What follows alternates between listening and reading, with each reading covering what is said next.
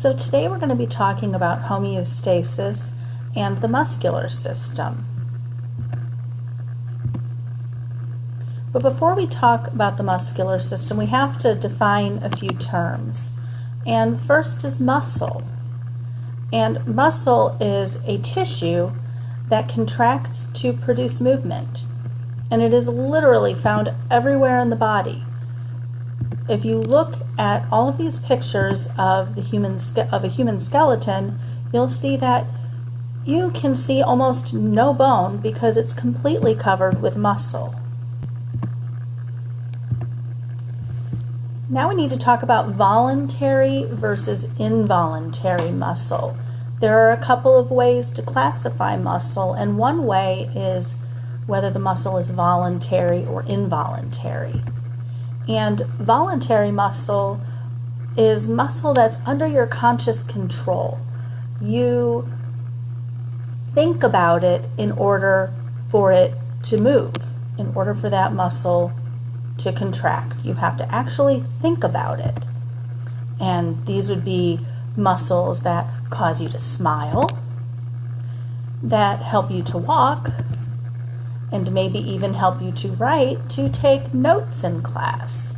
These are all examples of voluntary muscles. It's like when you volunteer to do something, you're choosing to do it. So voluntary muscles are muscles that you choose to move. And this is different than involuntary muscles. Involuntary muscles are muscles that are not under your control. Your brain controls them. You do not need to think in order for these muscles to work. And these would include muscles that help you breathe, your heart, and your stomach. Now, if you think about your heart beats anywhere from 60 to 100 beats per minute. So that's roughly, well, that's one or more beats per second. Could you imagine if you had to actually think about this? You'd be saying, okay, heart, time to beat, and let's beat, and let's beat again, and beat again. You would have no brain space to be able to do anything else. And could you imagine trying to sleep and keep your heart beating? Thankfully, our brain does this for us, and we don't need to think about it. So these muscles are involuntary.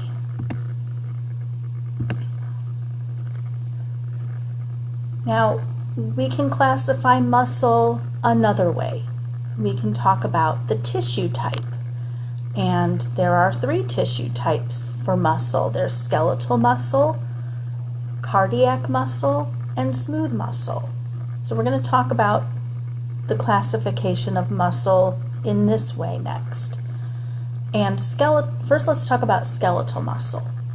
And it's important to note that skeletal muscle is voluntary. And skeletal muscle is all the muscles that are connected to your bones. And they're connected to your bones with tendons. And skeletal muscle provides the force to move bones. So when you want to move your arm, your muscle pulls on tendons, which pulls on bones. And they're voluntary because you think about it. You have to consciously initiate the movement of your skeleton.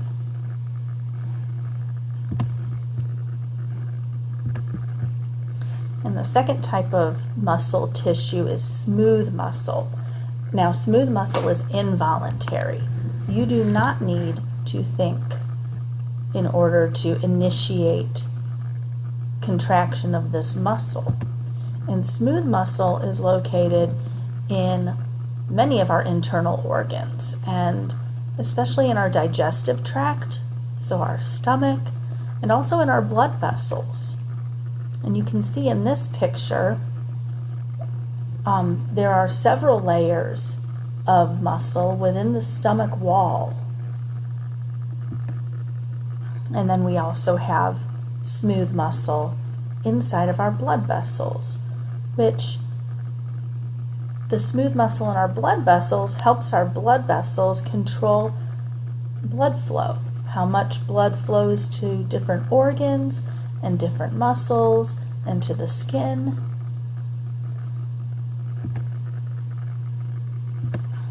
And then the third type of muscle tissue is cardiac muscle tissue. And again, this tissue, this type of muscle is involuntary. You do not have to think in order for this muscle to work. And whenever we see the word cardiac, we think of heart. That's what cardiac means. Cardiac means heart. And so cardiac muscle is found only in the heart. And here we have a cute little example. This is the Grinch's heart, and his heart, if you'll recall, is 2 sizes too small. And then here we have an artist's 3D drawing of a human heart and some cardiac tissue. So cardiac muscle is found in the heart, and it is involuntary. Okay, then we want to talk about the functions of the muscular system. And we're also, with the functions, we're also going to talk about the organ systems that the muscular system interacts with. And whenever we're talking about what organ systems interact together, it depends on what function we're talking about. So we're going to talk about it in relation to the function. So the first function we want to talk about for the muscular system is pumping the blood through the body. And we already talked about cardiac muscle, which is found in the heart.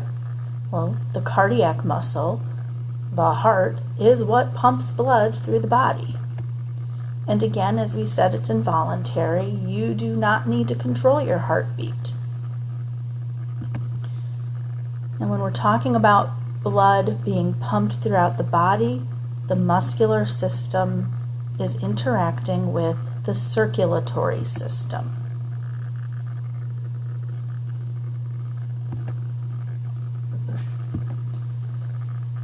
The next function we want to talk about is breathing. The muscular system helps us breathe. It's part of breathing.